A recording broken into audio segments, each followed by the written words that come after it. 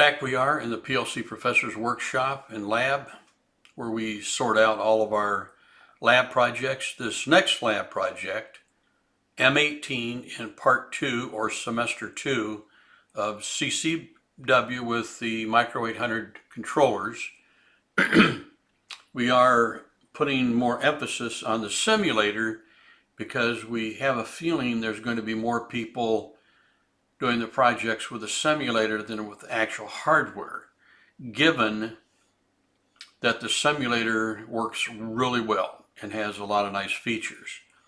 This lab project, M18, we are continuing with the cylinder that we did in M17, but we're getting into diagnostics.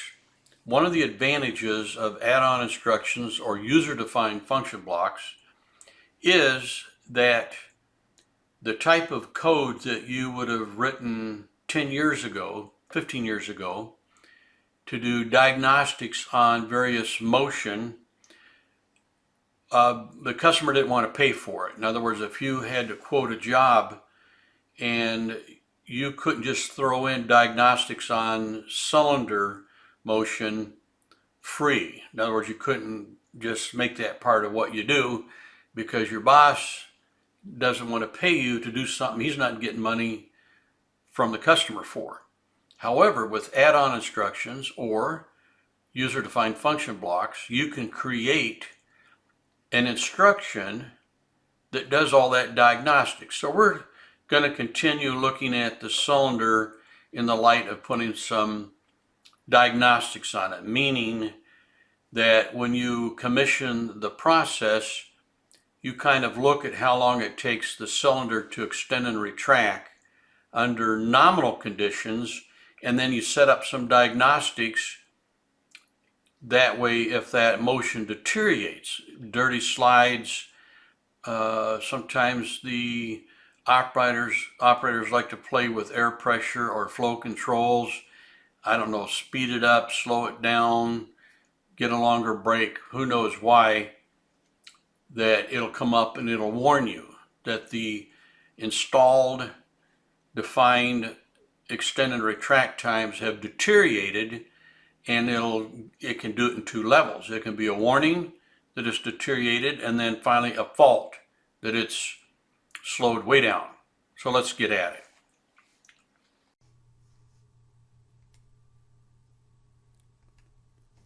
This lab project can be found in either one of these two manuals.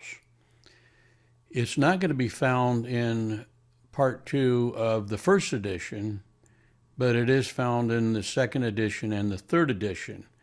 Keep in mind, if you have the second edition, that's good, but you can no longer buy the second edition of the manuals, just the third edition. So if you're watching this video without having the manuals, you're looking for the second manual there, Part 2, third edition. Real simple logic here, and of course we're moving towards a destination of having virtual cylinders in the sense that we have extended and retracted proc switches that behave like they would on a real cylinder, where there's a time delay from the time you energize a solenoid to when it actually hits the other end of stroke. If you look over here to the side in our global variables, you see that input 7 is on. Now that's IN07, not actual really input 7. If we scroll down here some to the actual inputs right there, you see 6 and 7, neither one of them are on.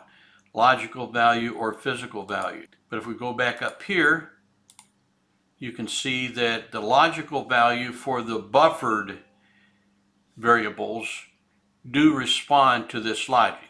So let's turn on input 0. And you see that turns on output 1, and when output 1 comes on, we start our 2-second delay before we turn on input 6. Turn 0 off, and input 6 goes off right away, and then 1800 milliseconds later, 1.8 seconds, input 7 turns on. Real simple. Before we get too much further, and depending on when you're watching this lecture, this may or may not still be an issue. But at the date of this recording, the software connected components workbench with the simulator, because only the simulator can fault. CCW cannot fault, but the simulator can fault with the watchdog timer timeout.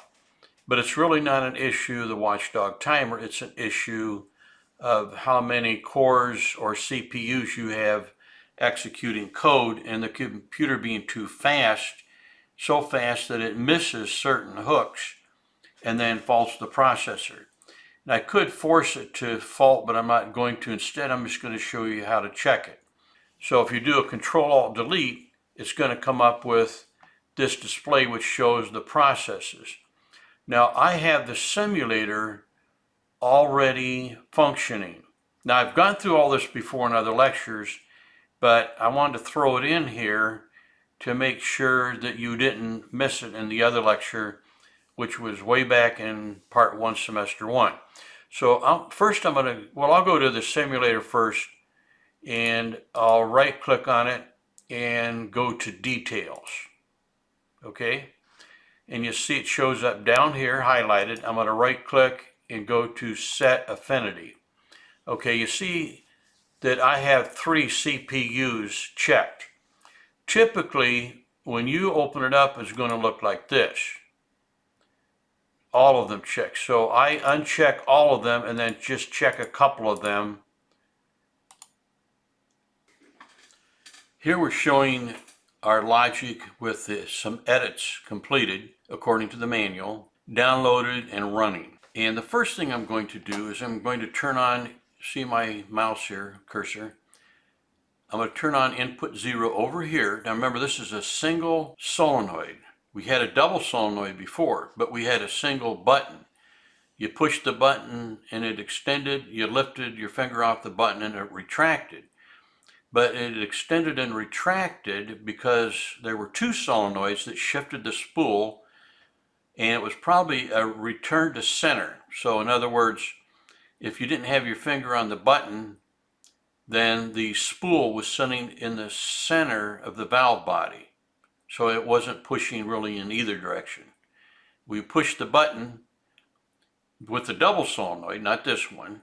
It energized the extend solenoid and it shifted the spool in the direction to extend, to apply air pressure to the back side of the piston and extend the rod on the cylinder.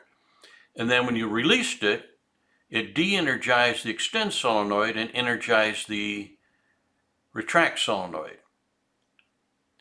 and took it back to the other extreme position for the spool. Now whether or not it was spring return to center, that would depend on some other logic that we didn't have. So the previous one was a double solenoid, and we've rewritten the code to make it a single solenoid. So you turn on input 0, output 1 is going to turn on, and when it turns on, it's going to start this timer. When it turns on, this will go false, and this timer will reset. So you can see it's timed out right now, and our simulated proc switch is showing that it's made.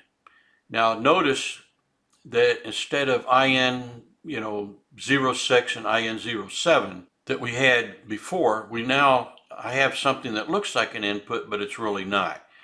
And this is kind of a transitional thing in my logic between having virtual and having real. Remember, I'm doing this with the simulator, but you can do this with real I/O. You can do this with hardware. And this project was originally written with a Micro 810 with lights and switches 2.5, 3 years ago. And the simulator came out about a year ago. We have switched over to trying to emphasize a simulator for all of you who aren't buying hardware and want to use the simulator, because the simulator is free, the software is free. The only thing that's not free is the manuals and the lectures. But the software in the simulator comes with the software is free. So we're emphasizing that more than using the hardware, but we still need to keep the hardware in mind. Another situation is the buffered I/O. We really don't need buffered I/O with any of the applications that we're going to do, but it's a good practice to be in with most PLCs and most applications. Okay, back to this. So now we've got a single solenoid. When I turn on input 0, that's going to turn on output 1, which is going to switch these two instructions. This one's going to go true, this one false. When this goes false, this resets. When that goes true, it starts timing. And when it's timed out, so you see it instantly pulls off the retracted switch, and then 2 seconds later turns on the extended prox switch. These are simulated, virtual. When I take my finger off of the button, then it retracts. So it pulled off of the extend prox switch immediately and then went to the retracted prox switch, is where it's at right now. So we're going to, there's another way to do this, and that's with configuring the I/O wiring, where we can simulate the time delay between when you energize the solenoid and when the cylinder actually extends the rod out and you hit the extend position. There's another way to do that. We're not there yet, so we're going to continue with what we've got, and we will eventually get there. This is the next step in this lab project, and that is that we added some more code. I'm going to pull down to the bottom here. Down at the bottom here we have what we would call our virtual cylinder, and I'm going to move this up so we can see the full extent of the logic here. If we turn on the solenoid, then we have an elapsed time at the end of which we say it's extended. When we turn it off, true if off, this resets and this timer starts accumulating, and after the end of 1.8 seconds, then we say it's retracted. So this logic down here, we don't need to have in view because we know that works. We did that in our last lab project. So I'll pull this back down and I'll go bring it all the way up to the top, more or less to the top. And here is our rung that we actually operate the cylinder with. If we turn on input 0, which I'll do over here, then the solenoid comes on and down out of sight. Now we have the logic that has a 2-second delay, and then this bit right here comes on in memory. Now remember this IN_10, this is kind of a virtual input representing the extended prox switch. Because this is how we're simulating the cylinder. And if I turn off output 0, then the extended prox goes off right away, and then after a short period of time, the retracted prox goes back on. Now, I'm going to reset the faults here with input 5, right here. Turn on input 5, that resets the faults. Turn that back off. Now, if I extend it, the prox comes on, no fault. If I turn it off, oh, I see I have the wrong time in there. I have 1.8 seconds, which is identical down at the bottom here. So that's why it's faulting. This is supposed to be, say, 4,500 milliseconds. So I'm going to pause this, fix it, and come back. Okay, I have the correct PT in here now, 4,500 milliseconds. It was set at 1,800, so naturally it faulted because it took 1,800 milliseconds in this, the logic down at the bottom to do the retract. So let's extend it again. And we see that this starts accumulating, but when it gets to 2 seconds, it stops because input 10, or this virtual input extended prox switch, went on. If I turn the push button off, release the push button, then this goes for about 1,800 milliseconds and then stops because the retracted prox switch made it, I should say the piston made it to the end of stroke at the retracted position. Now let's do the same thing, but first let's turn on input 4 over here, and that is going to enable the inhibit cylinder motion bit. Now you see it's not on right now. We did that on purpose because we don't want that coming on immediately, because then it would fault immediately. So it can only come on if both proc switches do not see the piston. So that means the piston's somewhere in between. Let's just say in motion. So with that on, I'm going to turn on input 0, and you're going to see this is going to go right on by 2 seconds until it hits 5 seconds, and I get a cylinder extend fault. Now I'll turn on input 5 to turn that off, to reset it. Okay, so you see we've reset. Well, we still have the extended fault because this is still true. So I would have to remove input 4. That lets it complete the motion. Because remember, that was inhibiting turning on the bit down below IN_10. So let's go back and turn that on again. And you can see that, we'll reset the faults. And then turn on input 4. So you can see it's on down here, sticky cylinder. Now, we're extended right now, see? IN_10 is on. Cylinder 1 extended proc switch. We'll turn this off, and you'll see that this timer will now accumulate up to 4,500 milliseconds, and then you get a retracted fault. So we'll turn off the sticky cylinder, hit the reset, and we're back at the at-rest state. Very simple logic. Next, we had you add some logic to demonstrate the move instruction. And we're also using a comparison instruction. In this case, I'm using the less than instruction. You see the symbol less than. I could have used the greater than and then just put this variable for input 1 and this variable for input 2. Because remember, this is comparison. You're comparing two. So if the previous is less than the current, then you save it. In other words, we're moving this variable, a value of this variable, into this variable. So if the relationship reverses, then you will no longer move this value into this variable. So what this does is it captures the highest value that has shown up in this variable right here, cylinder 1 extend ET.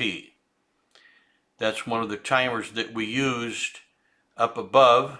Track, remember, we're looking to see if the cylinder takes more than 5 seconds to extend. If it does, we're declaring a fault. We've discussed that. Here we're doing the same thing on retract. So we're using these two ETs, the ET from both of these two timer instructions and these two comparison instructions. But you understand that if I wanted to use the greater than, I could say if the current is greater than the previous, then do the same thing. So you could use the less than here as I did, or you can use the greater than, but you just have to swap these two variables into their respective positions. That's all this logic does. And of course, because we have fixed times down here in this logic down below at 2 seconds and 1.8 seconds, that's always going to come up to those values. So if we turn on input 0, you see it goes up to 2 seconds. If we turn it off, you can see that it's here, but because it never exceeds that value, it doesn't replace this value.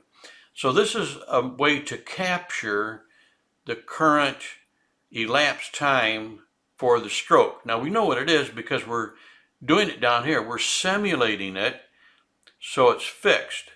But if you were to change these values to change the simulated stroke time, these would change to match. However, if you lowered this, shortened it, the length of time, these would never change. You would have to make these higher in order for this to go above 2 seconds and that above 1.8. Now, once you've captured something, if you want to get rid of it, we had you, and for those of you that use RS Logics, you would normally use a clear instruction. Instead, I'm using a move 0 value into these variables. Now, something very important to remember, because we are using time data types here. So this particular one right here has to be time, because that's the ET value from that timer data type up above. And it is in a time format, T, pound, and then something in milliseconds or seconds. So this has to be. Well, for the comparison instruction, you can't have a time data type and a integer or double integer. So you can't take the milliseconds and treat it as a double integer here and compare the two. It's not going to let you do that. So rather than converting the ET into a type of integer and have these both be integers, I'm just using the time data type here, and then I declare this variable as a time data type. This is also a time data type, and you might as well do it that way. So the move can't move a time data type into a non-time data type. So you got to be careful what you're doing here. If you're an RSLogix user, you're going to try to do it the way you did in RSLogix. You can't do that in CCW for the micro 800s. So up here, I'm using a move instruction to move a time data type of 0 milliseconds into this variable and into this one. This is for the extend, and this is for the retract.